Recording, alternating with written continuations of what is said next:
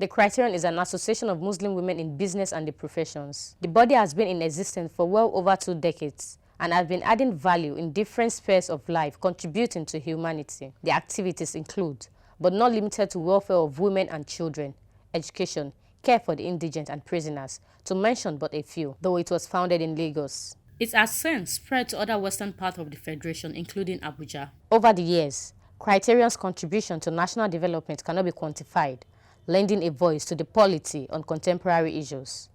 Apart from the activities of the state branches known as districts, the national body holds biennial conference on topical issues on a rotational basis. This year's edition, in the 10th year, was the first international conference which came up in Accra, Ghana, its newest district. The 5-day conference commenced with the departure and arrival of delegates from different parts of the world, mostly Nigeria.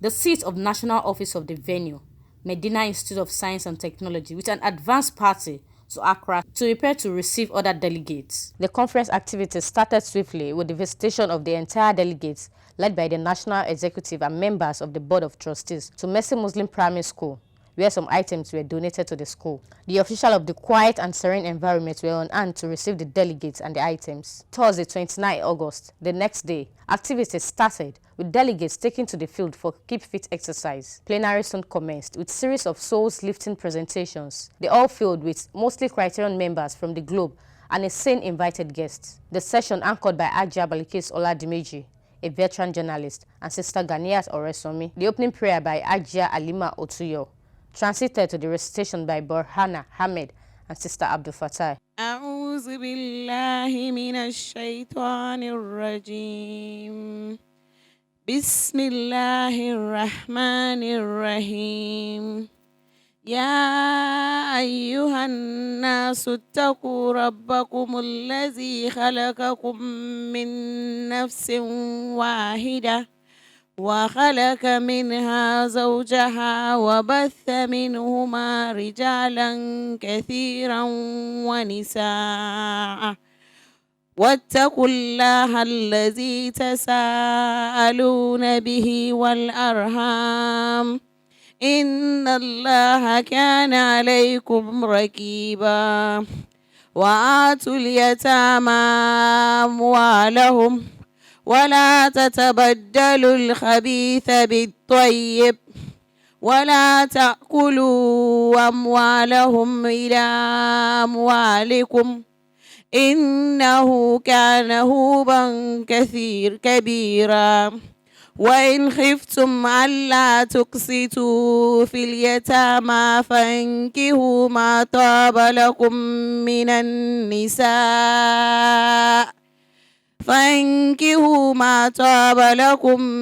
النساء مثنى وثلاث ورباع فإن خفتم ألا تعدلوا فواحدة أو ما ملكت أيمانكم ذلك أدنى ألا تعولوا وآتوا النساء صدقاتهن نحلة فإن تبن لكم عن شيء منه نفسا فكلوه هنيئا مريا ولا تؤتوا السفهاء أموالكم التي جعل الله لكم قياما وارزقوهم فيها واكسوهم وقولوا لهم قولا معروفا وابتلوا اليتامى حتى إذا بلغوا النكاح فإن آنستم منهم رشدا فادفعوا إليهم أموالهم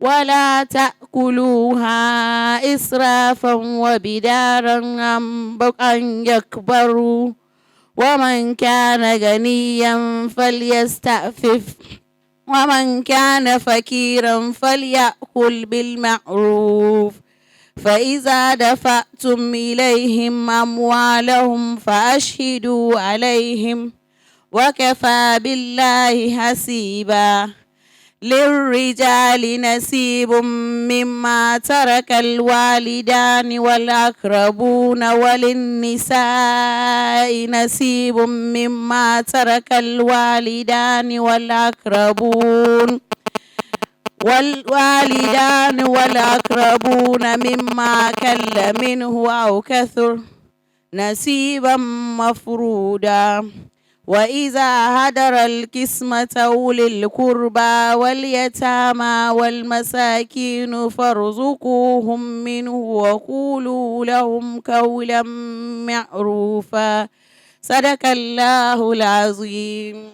أعوذ بالله من الشيطان الرجيم.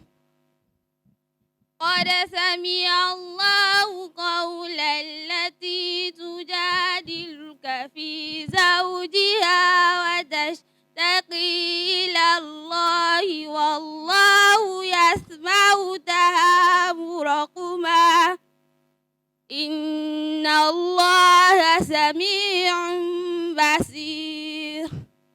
الذين يظاهرون منكم من نسائهم ما هن أمهاتهم إن أمهاتهم إلا اللائي ولدنهم إن أمهاتهم إلا اللائي ولدنهم وإنهم ليقولون منكرا من القول وزورا وإن الله لعفو غفور.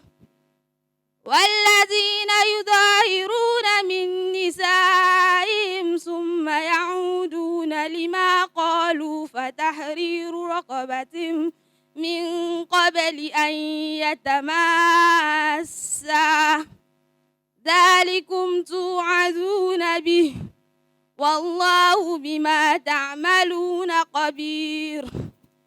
فمن لم يجد فصيام شهرين متتابعين من قبل أن يتماسا فمن لم يستطع فإطعام 60 مسكينا ذلك لتؤمنوا بالله ورسوله وتلك حدود الله وللكافرين عذاب عليم. إن الذين يحادون الله ورسوله كبتوا كما كبت الذين من قبلهم وقد أنزلنا آيات بينات وللكافرين عذاب مهين. يوم يبعثهم الله جميعا فينبئهم بما عملوا أحصاه الله ونسوه والله على كل شيء شهيد. ألم تر أن الله يعلم ما في السماوات وما في الأرض ما يكون من نجوى 3 إلا هو رابعهم ولا 5 إلا هو سادسهم ولا أدنى من ذلك ولا أكثر إلا هو معهم أينما كانوا ثم ينبئهم بما عملوا يوم القيامة إن الله بكل شيء عليم. Speech by Nasha Amira Aja Fatima Yiwande Oyefeso with Aja Sharifa Adigun as the chairman of the day. We are here today, the Criterion. We have our speakers, our lecturers amongst us. I'd like to give you a gist about what the Criterion is all about. The Criterion is an association of Muslim women in business and the profession. The Criterion was founded around 33 years ago in Lagos, Nigeria. We have several districts, about 5 districts in Lagos. About 2 years ago, we spread our tentacles across the borders of Nigeria, and here we are in Ghana with the Ghana branch. We are a faith-based organization passionate about women and children. Our mission is to be a Muslim women organization passionate about the welfare of women and children. We have a vision to be the foremost faith-based women organization committed to all-round societal development. That's the Criterion for you. We have our sisters there. We have professionals amongst us, most of us, and then business people also. We are here in Ghana today. This is our 10th biannual conference, but by the special grace of Allah, this is our first international conference. We are happy to be with you here in Ghana, and I'm sure you are happy to be amongst us. Thank you very much. Our lecturers will be talking to us about the women and our mental health. You all agree with me that in recent, even globally, the women have suffered a lot in silence. All thanks is due to Almighty Allah for the opportunity accorded us to be here for this very important conference and program, the first of its kind in the history of the Criterion. The topic we are about to start, the lecture, the women and the mental health, women. As we are all seated, we know majority of us are women. And mental health, as our MC has rightly said, is an important factor in our life and is most neglected. Most of the time, mental health is our state of psychological well-being. Our state of psychological well-being. The emotional, the behavioral, the interaction, the social aspect of our life. Very, very important. Our ability to manage, to cope with all the stress, all the challenges that might be facing us, because we cannot do without. And our ability to cope with all this make us to have a good mental health. The delivery of the first speaker, Reverend Father Anthony Amposa, who is also a clinical psychologist, was precise and on point, speaking the language of Islam with copious references from the glorious Quran. Our first speaker, Reverend Father Amposa Anthony Efriye. He's the resident clinical and counseling psychologist at the University of Ghana Careers and Counseling Center. His career path is directed towards professional expertise in the area of mental and psychological health, and in the direction of practice and academia. Through active practice and meticulous research and publishing in the fields of psychopathologies, counseling techniques, music psychology and therapy, and psychotherapy in general. Mental health among women, among Islamic women, is what we discuss. And I want us to know here that all of us, if you want to read, he says, according to the Bahiri 7:582, there is no disease that Allah will ever create except that he has also created a remedy. I hope we are all aware. But let us be aware also that diseases are connected. And so the WHO report for Africa, especially the sub-region of West Africa, Nigeria, and Ghana, says every month we lose 700,000 people through car accidents. 22,000 people through malaria, then 2,200,000 people through non-communicable diseases, some of which are high blood pressure, cardiac arrest, to mention the rest. But the details show that it is not the physical health that kills people, but the mental health. So I explain with just two examples. If a hajia, a beautiful woman like you, who have children, who need to make the children survive, and you don't have money, and hopefully or unfortunately the man has neglected you, and you are thinking of where to get the monies from, and so you don't even have the good idea where you are walking to, and you are walking on the street because your children are sick, and a car knocks you down, and God forbid you die. Is it the accident that killed you or your mental health? That is why mental health is important. If, for instance, somebody is dead with high blood pressure, which is explained through what we call there is some tears in the brain. There is a form of liquid in the brain that is secreted into the blood. And I'm going to ask questions so that we become very interactive. Why mental health is important. What happens when something cuts you? What happens? Is it not blood? But will you bleed to death? Why? Because Allah in his own wisdom has created a system in the brain so that when something cuts you and the brain feels the pain, it will secrete something called the serotonin or the cortisol into your blood. It will make your heart beat very fast. Then it will send signals to that portion, and the cortisol will mix with the blood, and with the breathing of the oxygen, the resultant is called the clot, or your blood will stop so that you will not die. If we understand this, then I want to ask you, if you are going through pain with your marriage, your children, your economic life, and the brain cannot decipher between physical pain and mental pain, but assumes that you are in pain and secretes the cortisol into your blood, where does the clot go? It goes through your system and the clot will happen. And if you are unfortunate and the clot will happen in the brain, we call it stroke. If you are unfortunate and the clot happens in the heart, we call it heart attack.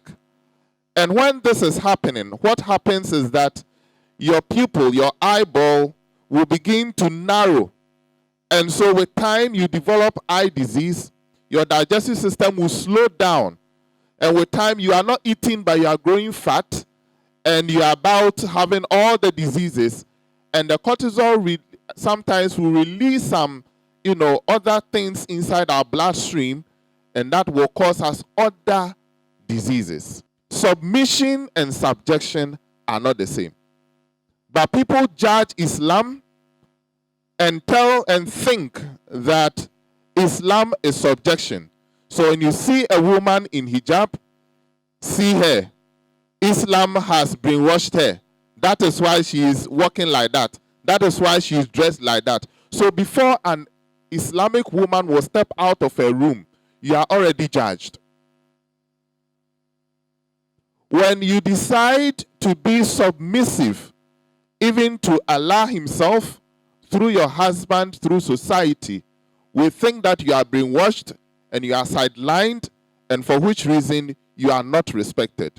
I see people who do not respect Islam as people who have no knowledge, because they just don't understand the simple definition of Islam, which is submission and not subjection. And so before you step out of your room, you already have the three main components of mental health that WHO 2018 register has said, that depression, anxiety, and stress is the cause of all diseases in the world.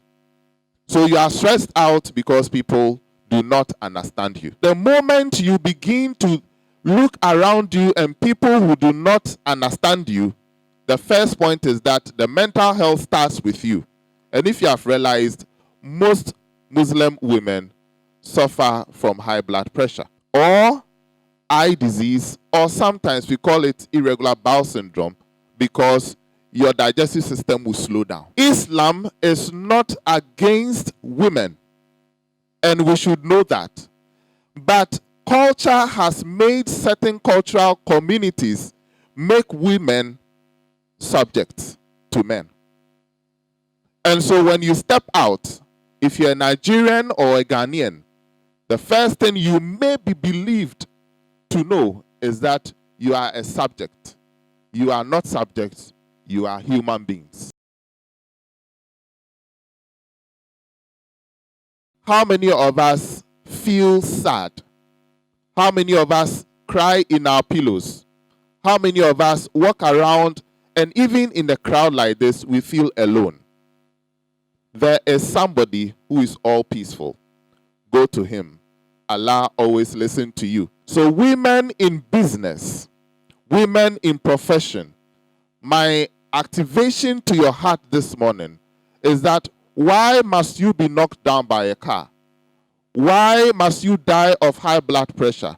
Why must you die of all the other diseases and make the world believe that those diseases killed you when it was just serious mental health challenge? Will you begin to now talk about it? Will you begin now to seek aid? Will you begin now to search for answers? Wisdom in the Quran will save you. Begin to watch your watch. This will let you never forget. Watch your watch. The first one, W, worship. Learn to worship. Why? Because there is, understand your religion so well, because apart from Islam, which is the highest, the Catholic Church also moves in and understand the mantra, the way we recite our prayers. It makes it remain in your brain and it encourages you. Continue your worship, your recitations, your prayers, and it will help you with your mental health. The second one is A in the watch.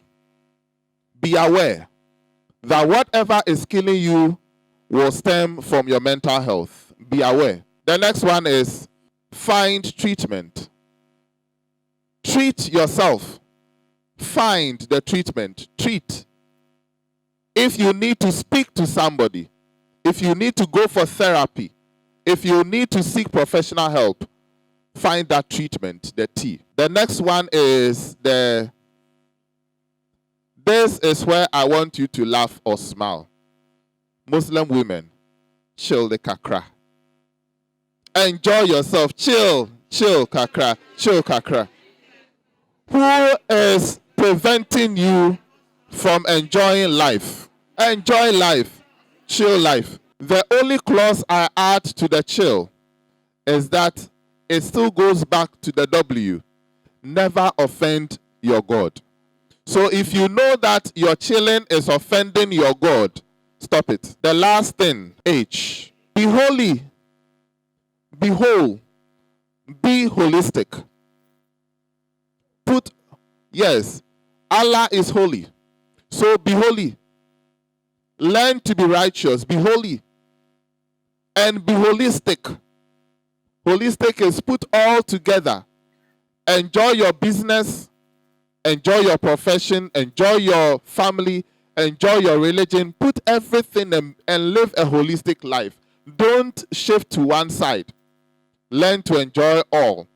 And once you begin to watch your watch, I believe strongly that from today, the Muslim woman, the businesswoman, the professional woman, the one Allah has blessed, the one Allah will continue to bless, and the one Allah will smile at every day, when you begin to lift up your two hands and watch into the skies, may Allah smile back at you. The second lecture by Ajia Asmau Ayub, centered on care for the teenagers, mentoring and confidence building for them with lots of practical experiences. To talk on mental health, women and mental health, I would briefly like to touch or dwell more about young people. And as mothers, there are daughters that you'll be talking to back at home. Sometimes you're wondering why your daughter is behaving funny, why is she acting the way she's acting. And there is one thing that in my line of work I have particularly observed, which is sometimes, whether intentionally or unintentionally, mothers start to live their lives in their daughters. So when parents miss out on something that they wanted to achieve as adults, they decide to live that life in their children. And when that happens, young people or young women are forced into careers that they do not like. They are forced into a lifestyle that they do not like. They are forced into marital homes that they do not want, because the parents said, this is exactly what I want you to do. And so as a part of discussing mental health of women, this is a very important area that I believe that as mothers and as women in Islam, we would want to take a second look at our own behaviors when we deal with our daughters, when we deal with our young sisters, or when we can even support women in our communities and in our workspaces. One important factor when it comes to young people and mental health is body shaming. This is one of the very current issues that women are dealing with. When you're slim, there is a problem with you. When you are bounced, plus size, exactly. It's also an issue. And usually we joke over these things, feeling that, oh, I was just putting across a joke, but it doesn't really come across as a joke. There's one thing I always tell my students and young people, that when you make a joke and nobody is laughing, it's not a joke.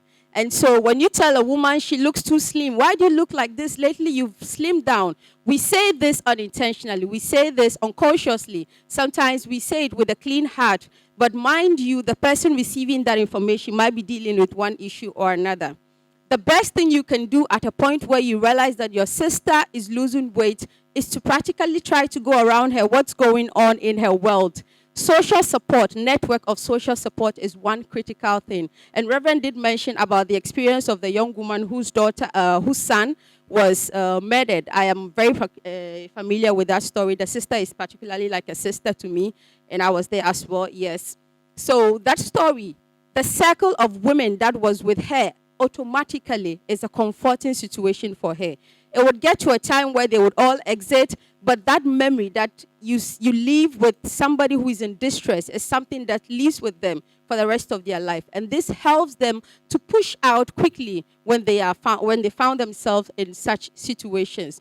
So social support or network of social support that we create among ourselves is a very key thing. The hours we attend, the weddings, the sunnah, and all of the activities that we do, let's not see it as just a fun, or let's not see it as something that is of no worth, because once in a while we do want to just sit back and ignore such social relationship. It's very important. Coming back to the woman who might be dealing with an issue, one important thing is when people find themselves in such traumatizing situations, or when they're dealing with one issue or another, one distressful issue or another, they are less likely to speak up. Reverend mentioned about speaking up. It's a very important thing, but it's an art. Not everybody is into that, or not everybody is ready yet to speak. It's an art that we all need to train ourselves to speak up when something is wrong. Another important thing about body shaming, I decided really to focus on this because I did a random survey that I was very particular about what is really one of the major issues that are killing women at this moment. Body shaming has caused a lot of women to go into a lot of plastic surgeries, and we are really recording a lot of death. Across the country, we are recording a lot of death as a result of plastic surgery. Why do women feel that their body is not good enough for them? Whatever kind of nose you have, whatever kind of lips you have, alhamdulillah, that is what you have been gifted with. You are unique in your own body, and so learn to appreciate what you have. Let's not fall into the syndrome of feeling that we are not worthy enough wherever we find ourselves. Mrs. Cecilia Tutu, another clinical psychologist, she analyzed the different characteristics of human being. She counseled that each person's uniqueness should complement others. Dr. Cecilia Owusua Tutu Dankwa is the founder and leader of TUSI Group of Companies. She is the principal of TUSI Institute of Counseling and Technology, the CEO of TUSI Experts Consult, and lead counselor for TUSI Counseling Organization. All that we are going to say, the finality is that Allah is going to give us life. He has given us life, and He will continue to give us life. And it's because of life that we are here. The fact that we are here today, and you can see me and I can see you, and there's blood in us, that is the best gift that we can have from Allah. And so, as we are talking about mental health, irrespective of whatever you are going through, the most important thing is that once you are alive, and you can see yourself alive, it is enough health for you. Realistic, investigative, artistic, social, enterprising, conventional. Oh, that's wonderful. So these are the 6 main types of personalities. And you know what the theory said? He has also put the career lives as business women. He has put our career lives also into 6 main groups. So he says that if you're a social person, you need to work as a social environment. If you're an enterprising person, you need to work at an enterprising environment. If you're a social person and you go and work at a realistic environment, you will cry. Because you will not be happy with what you do. And that is what also we want you to avoid. So as business women, as we listen to this, if you're already in a business that you are not happy with it, or a career path that you are not happy with it, since you are alive, you can change. So do something that will make you happy. Not because someone forced you. Most of us find ourselves in accidental jobs. And we dress nicely, we go to work, and we come home and we cry because we are not happy. If even what you do and be happy, we'll give you 1 naira a day. If that will make you happy, it is okay. Than to get the millions of nairas and then you go and hide in your room and cry. Life is sweet. Oh. Maybe there are certain things you have ever done that you regretted. Maybe you'll be comparing yourself to someone. But I want to end by saying that comparison will not help you. It would rather hurt you. And when you compare yourself, the result you get is jealousy, which will eat you like cancer. So please accept yourself and know who you are, because you are unique and there is nobody on this earth like you. Other highlights of the day include poetry by Sueba Abdulatif. The best of views, if only you could walk a mile in their shoes. Oh, what I wouldn't do to kick it with Abdullah ibn Mas'ud. Listen to him recite the Quran, sad to go into ruku. Yeah, that would be cool. But me and Hamza, we would kick it old school. Joke about the Jahiliyyah, silly things they used to do. And if I could pick my own crew, Salman and Farsi will have to be in it. An honest seeker of truth. May Allah bless the spirit. Have tea with Julebi, cookies with Anas ibn Malik.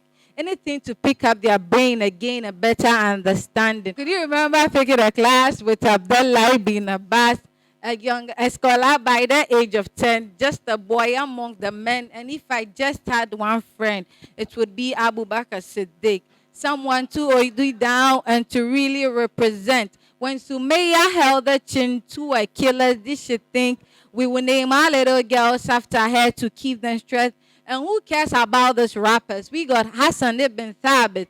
Dude was sick with the flu. Can't believe you didn't know that Zayd was a slave who became one of praise.